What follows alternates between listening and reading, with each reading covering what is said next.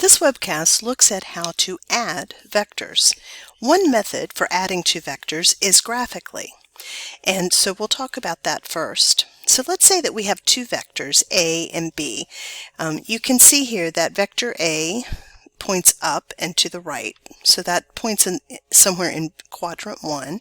Vector B points up and kind of to the left, and so that's pointing somewhere in quadrant 2.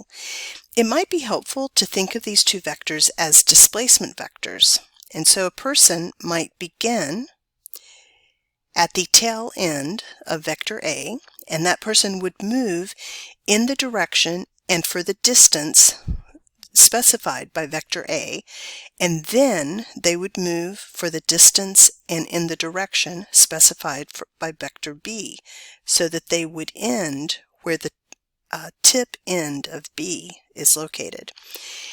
In order to add these two vectors, I need to move the second vector, here, B, so that the tail end of B starts where the tip of A ends. Okay, so I've moved B, and then to add these two, I draw a new vector. I start at the tail end of vector A, the first vector, and I end at the tip end of vector B. So this line, or this new vector, which I'm showing in red, is the sum of A and B. So let's go do another example. We had, in the previous webcast, drawn two displacement vectors, delta x3 and delta x4. And so let's add these two vectors graphically. So delta x3, if I expressed it in rectangular notation, is 3, 4 centimeters. So I'm going to start by drawing that, okay?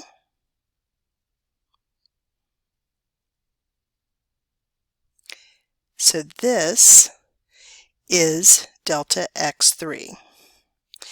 Then delta x4 is 4, 3.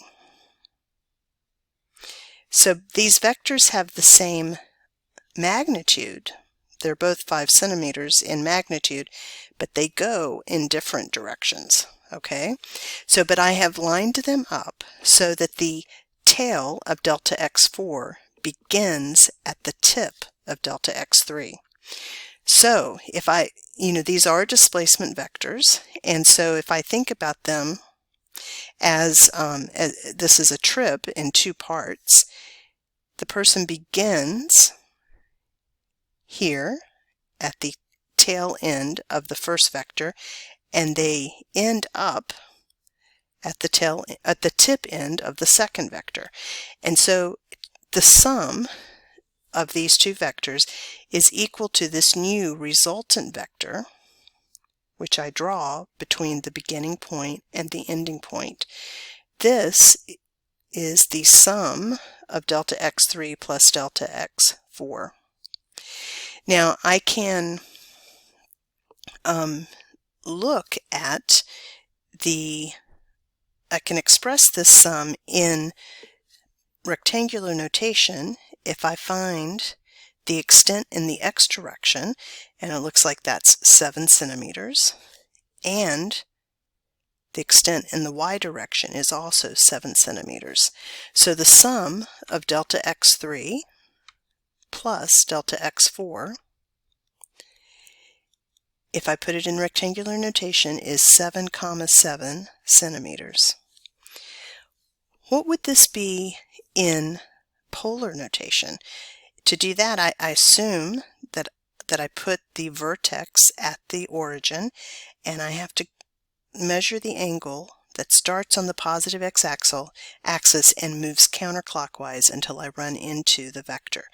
And that's 45 degrees, right?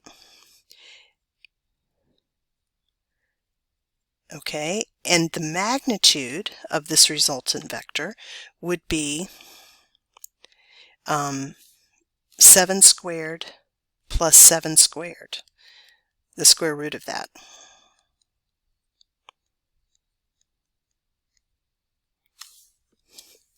Which is 9 0.899 centimeters.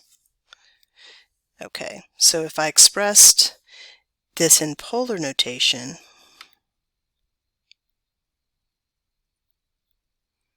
there we go. I've got my magnitude and my angle. We had also drawn two vectors up here, delta x1 and delta x2. They were the same magnitude, but they went in opposite directions. So one of them had an angle of 0, and one of them had an angle of 180. Let's just show what that would be if we added these two up. So delta x1 went 5 centimeters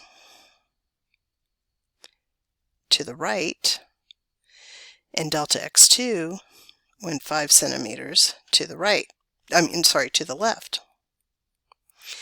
So if I tried to draw the resultant vector, I just get a point, right? We're adding one vector to its opposite.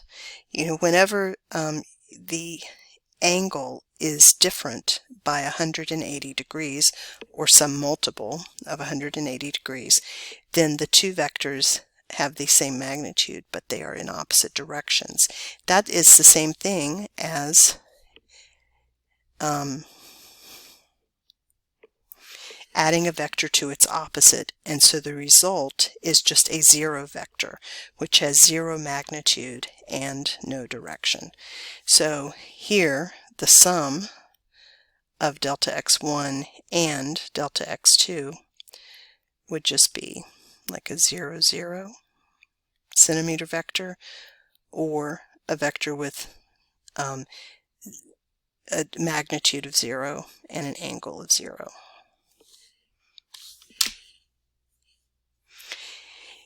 There is another way to add vectors, and that is to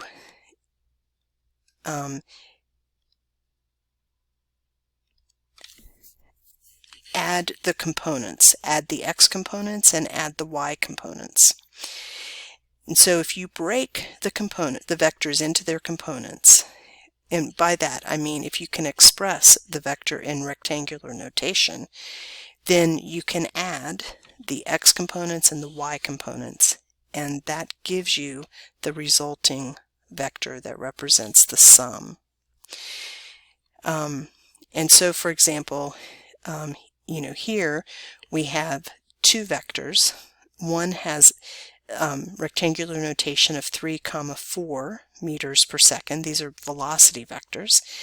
B has rectangular notation 2, -1 meters per second. So if I add the two x coordinates, 3 plus 2, that tells me that the x coordinate of the sum vector is 5, and if I add the two y components, which are 4 and -1, the sum of those gives me the y component of the resultant vector. So the sum of these two would be 5, 3 meters per second. If you are given two vectors in polar notation, you must express those two vectors in rectangular notation before you can add them. Only vectors in rectangular notation can be added.